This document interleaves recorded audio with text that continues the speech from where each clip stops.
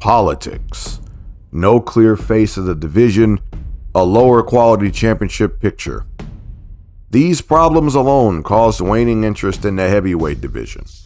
Making matters worse was the fact that this was a golden age of sorts for the lower weight classes, highlighted in particular by the Fab Five rivalries. Wilfred Benítez, Roberto Durán, Marvin Hagler, Thomas Hearns, Leonard.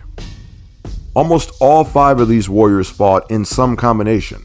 They dominated the 80s and left the withered heavyweight division looking like even more of a shell of its former glory. Beyond their five-way rivalry, they beat some other good notable names during this period too, but we'll mostly be focusing on the Big Five. To service my point, the following is a timeline of the Fab Five rivalries.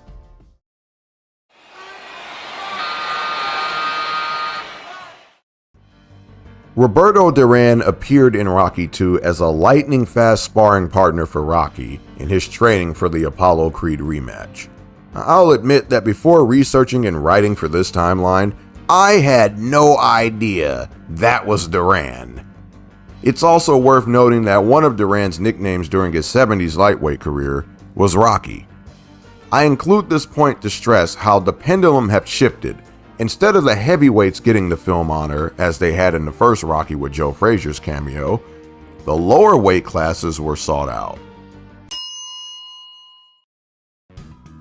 On the undercard of this event, Marvin Hagler drew with Vito Antuofermo in his first bid for the middleweight title. It was seen as a blatant robbery. Hagler would beat Antuofermo 2 years later by fifth-round technical knockout to retain his middleweight title in what would be his second defense. The main event of the evening saw the unknown beginning of the Fab Five rivalries. El Radar, Wilfred Benítez, was a two-division world champion at just 21 years old, and the youngest champion in the history of the sport, having captured the light welterweight title at the age of 17, a record he still holds. Sugar Ray Leonard was a 1976 Olympic gold medalist who was undefeated in 27 bouts. Something had to give. Over the course of 15 rounds, Leonard managed to outpoint the aggressive Benítez, knocking him down with a jab in the third.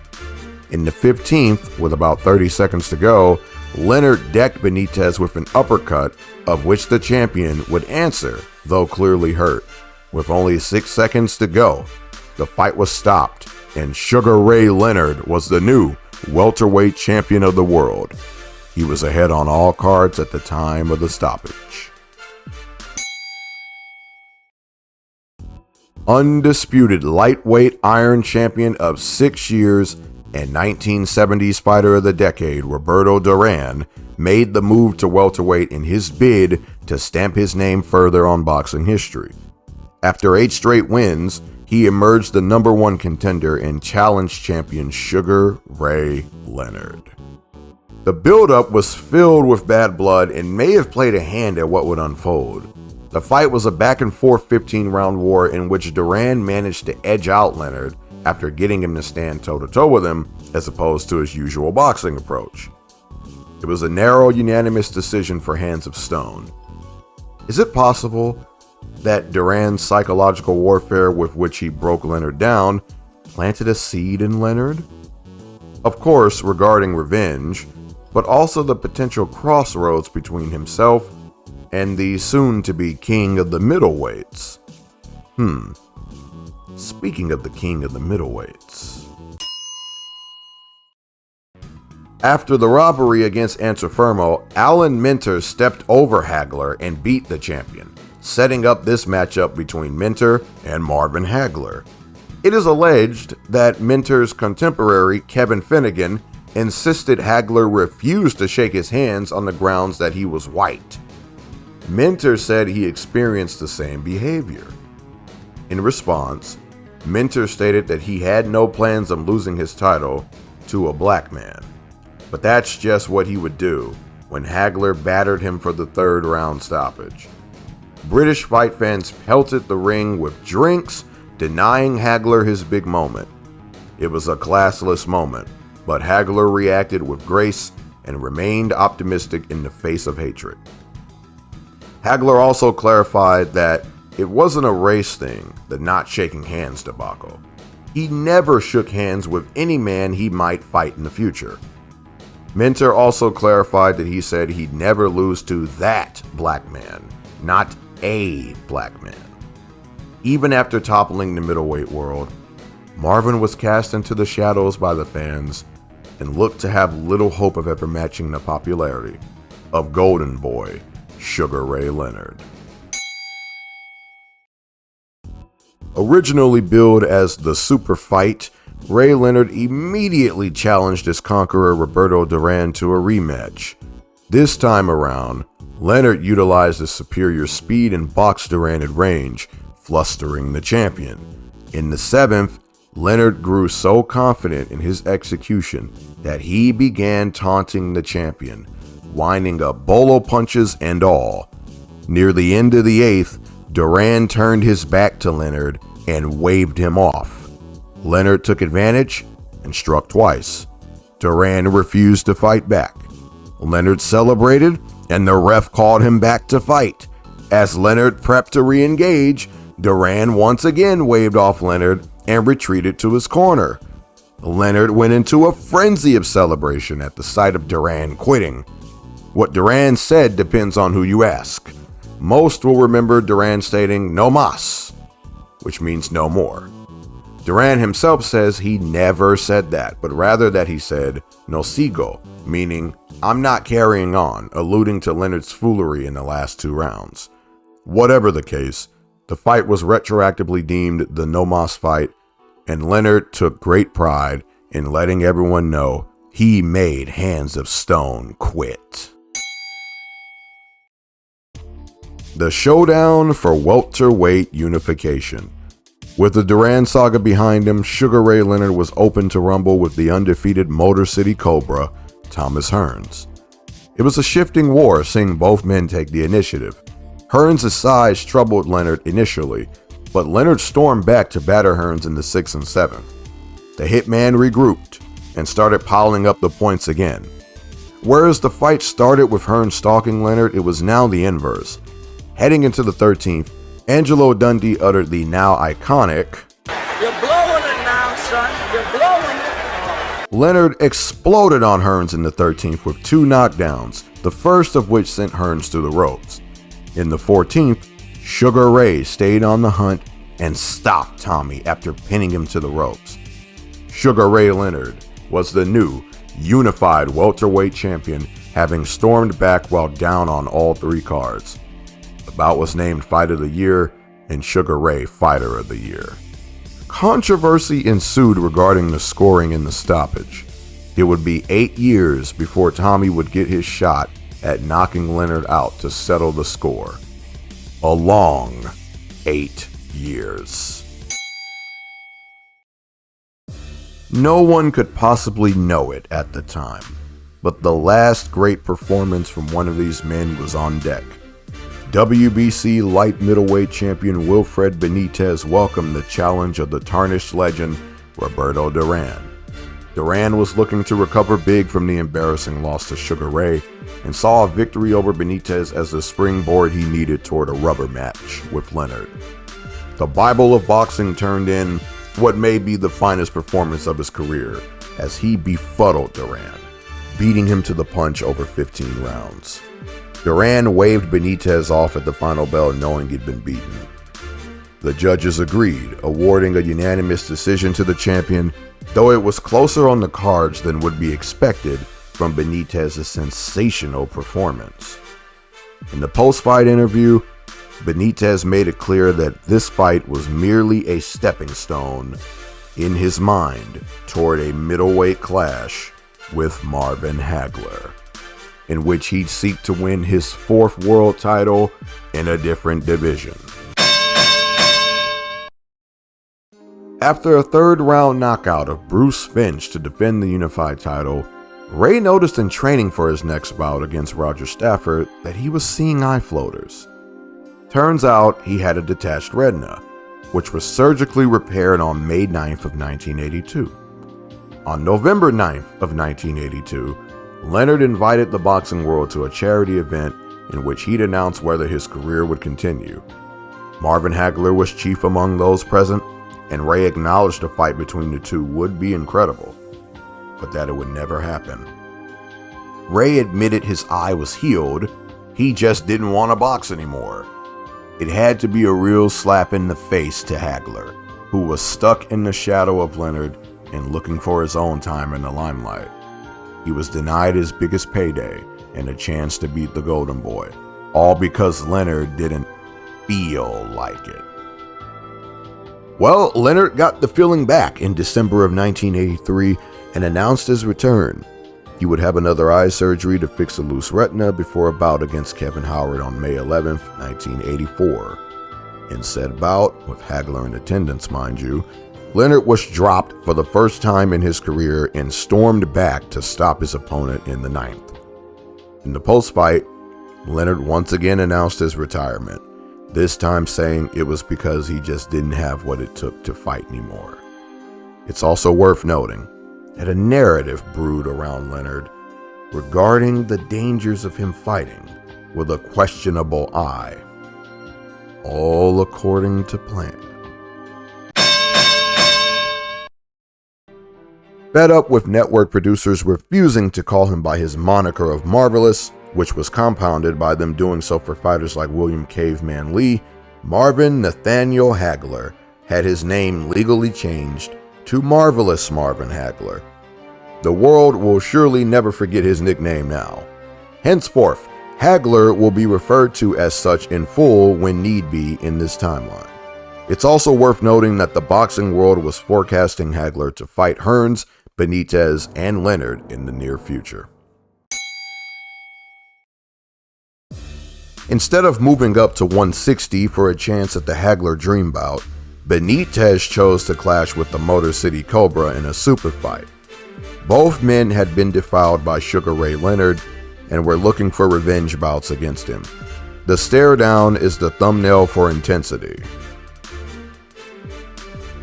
Hearns managed to drop Benítez in the fifth with a right and suffered a phantom knockdown of his own in the ninth after Wilfred stepped on his foot.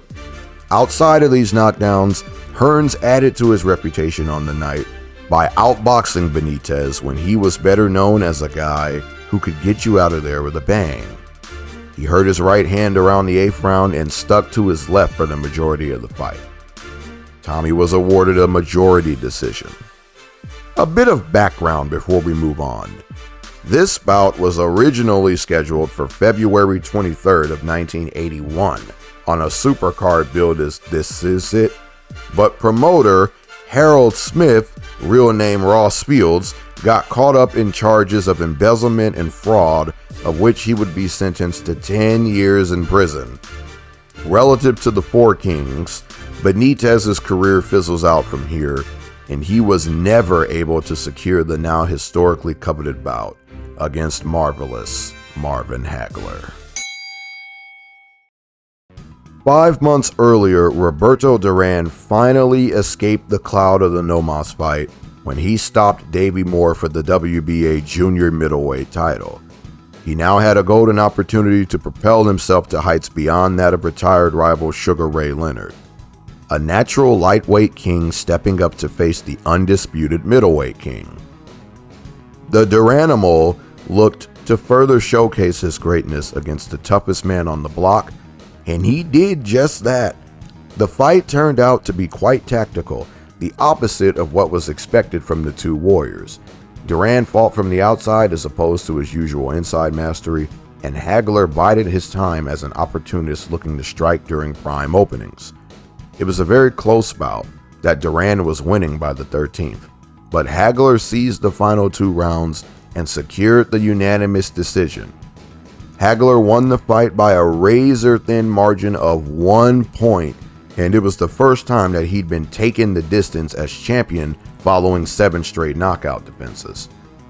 Now, what of a rematch? Duran claimed that Hagler promised him a rematch, but it never came to pass. Duran claims he also had Hagler figured out and certainly would have won the rematch. Maybe he would have. Maybe Hagler would have been better prepared. Also, was Duran robbed, and should he have ascended in legend further by being crowned undisputed middleweight king?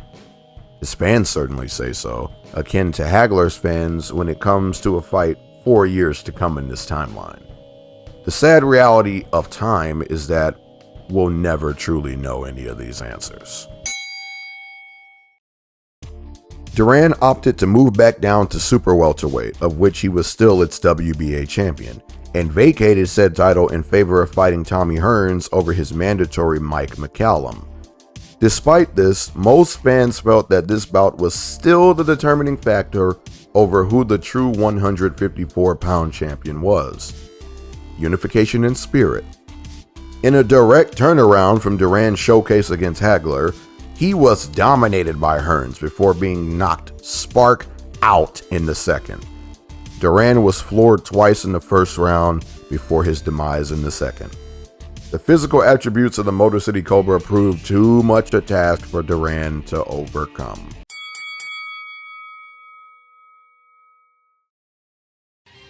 Originally promoted as The Fight and now retroactively known as The War, Marvelous Marvin Hagler and Tommy Hitman Hearns engaged in a slugfest that rivals Foreman Lyle as the most exciting fight of all time.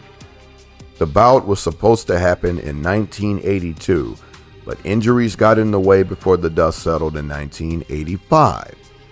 The build-up saw the normally stoic Hearns have to take the initiative and hype the press conferences, as Marvelous Marvin never was too talkative outside of his in-ring action. On fight night, Hearns had a massage before the bout, a decision that is believed by Emanuel Stewart to have cost him his legs. When the bell rang for round one, Hagler stormed out instead of starting slow as was his usual.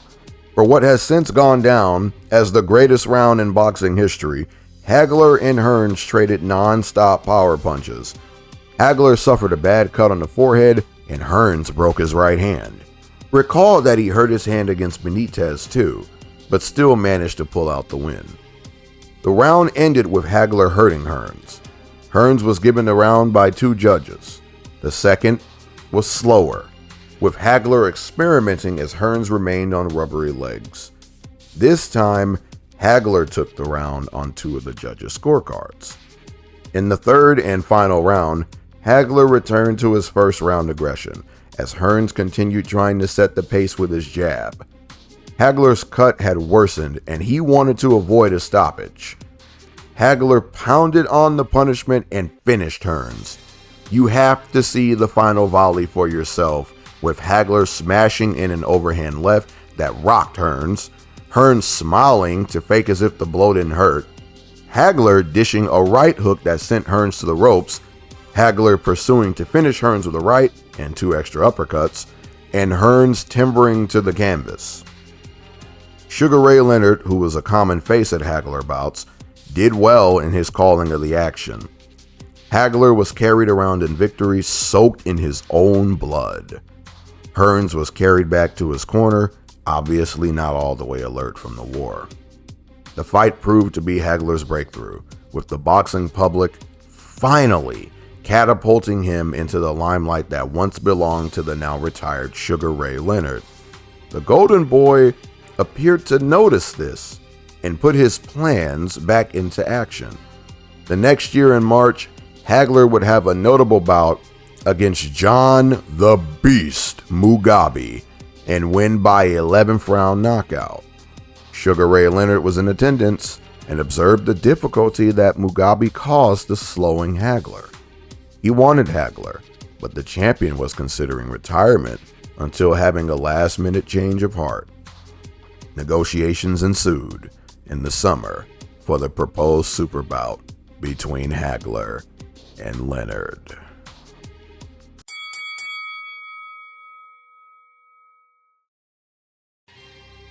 After many years of fan interest, the super fight was on, In 1986, Sugar Ray Leonard agreed to come out of retirement only for a bout against undisputed middleweight champion Marvelous Marvin Hagler.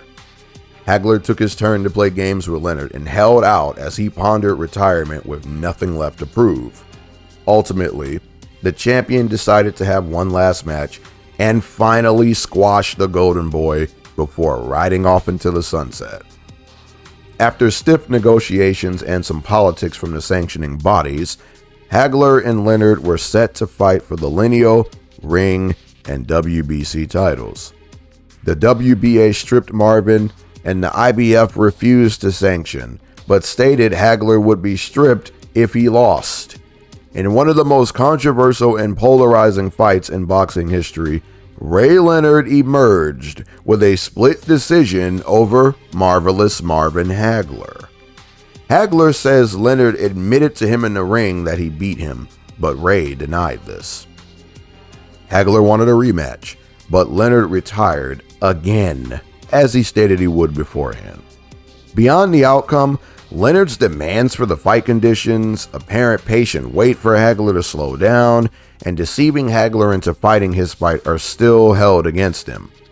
In hindsight, Leonard's alleged near-decade-long showcase of mind games, baiting and switching, engineering of narratives, and exploitation of his stardom were nothing short of a masterclass in war. He broke Hagler down over the course of time and strategically waited for the perfect time to strike. The "you almost had it" taunts of a potential fight, the I narrative to make himself more an underdog, the time off to push that he lost a step, the attending and calling of Hagler's bouts, the daring of Hagler to accept his long overdue challenge, getting the champion to agree to his conditions as challenger and therefore establishing that he himself was mentally still the people's champion, the bending of Hagler during the fight to fight his fight, frustrating the champion and taking advantage of his flash to steal rounds, knowing he could exploit a close score on the cards when Hagler had notoriously never gotten the favor of the judges in close fights, and then leaving Hagler with a rock-solid hate boner as he denied him a rematch. Could it be that Sugar Ray Leonard orchestrated a beatdown even greater than that of Muhammad Ali's over George Foreman? It's all conspiracy at the end of the day, but damn, what a series of events. The debate will forever ensue on the meaning of this all, whether Leonard was the best for his plotting or whether Hagler was the best for needing such plotting to be dethroned. Hagler eventually grew tired of waiting for a rematch and retired to a career of acting and celebrity in Italy.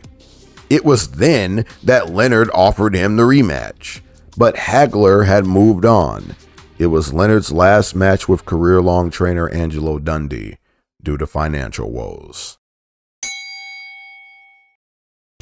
A rematch 8 years in the making, now at super middleweight.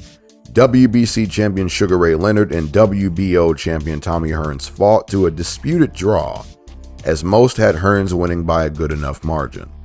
The Hitman dropped Leonard in the 3rd and the 11th. Sugar Ray had a big enough round 5 to secure the 10-8 score. The Warriors both left with their belts. It's also worth noting that Tommy's brother was arrested for shooting his girlfriend to death on the day of the fight, and this may have been on the heart of the Hitman. This is another one of those fights that fight fans use in the criticism of Leonard's career. Ray has since publicly admitted that Hearns won this fight, which really has to sting Marvelous Marvin Hagler, who Ray didn't grant the same honor. For most, this is the last hurrah of the Fab 5 rivalries, but we've still got one more to go to end the great story just right.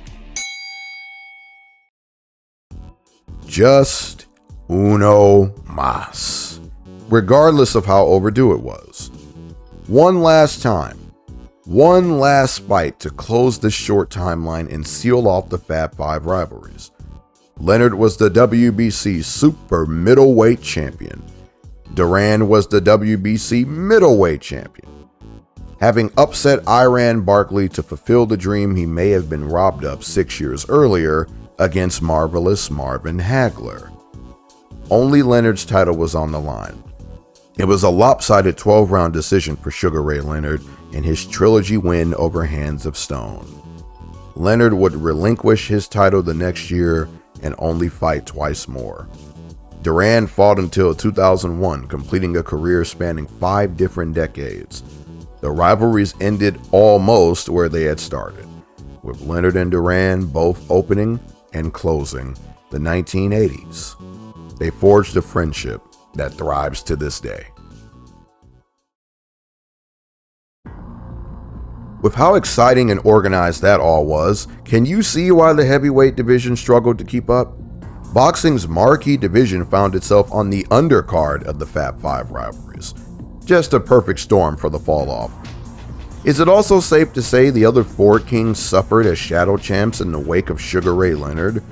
Benítez lost his 0 to Leonard and fizzled out soon after, losing his claim to being in the Club of the Kings. Duran's embarrassing of Leonard was upstaged and he lost the trilogy. Hearns lost his O to Leonard, and it can be argued he was robbed of his retribution in the rematch after 8 years of simmering revenge. Hagler, worst of all, was in the shadow of them all and beat them all to escape, but he fell into the narrative of Sugar Ray being the triumphant protagonist. Of course, time has been kind to their legacies, but Sugar Ray still looms, ever so subtly. Let's deliberate on a potential bout between Benítez and Hagler. Recall the triangle theory and how it's never to be trusted in boxing. Frazier beat Ali, Foreman destroyed Frazier, and everyone expected the same fate for Ali, but he shocked Foreman. In the case of the Fab 5, you could play the same game. Duran beat Leonard, who beat Benítez. So Duran should beat Benítez too, right? Wrong, he was masterclassed by Benítez. Benítez beat Duran, who lost to Hearns. Hearns did end up beating Benítez too. Hagler was pushed to his limits by Duran, and Duran was decimated by Hearns. So we should expect Hearns to destroy Hagler too, correct? Not to be, as Hagler was the one who eviscerated Hearns through adversity. Benítez put on a clinic against Duran, who himself gave Hagler his toughest title fight up to that point. But history tells us that doesn't guarantee Benítez would have won. Benítez was outboxed by knockout artist Hearns and was also outlasted by Sugar Ray Leonard. Leonard saw Hagler as such a threat that he waited him out for a prime chance of the win. Allegedly. Still, this does not guarantee Hagler wins. Triangle theory goes both ways and is unreliable in determining dream matches. Styles make fights, and who knows what factors would come into play on fight night. Hagler struggled more so against outside masterful boxers, a bill of which Benítez fits. On the other hand, Benítez struggled in his training and dedication to the sport, making him very inconsistent. He could box on the outside, but also liked his comfort zone in corners, where he would squabble on the inside. The inside was so dangerous a place to go with Hagler that even Duran, with his sticky hand strat, wagered to keep outside. Does Benítez frustrate Hagler for the points win?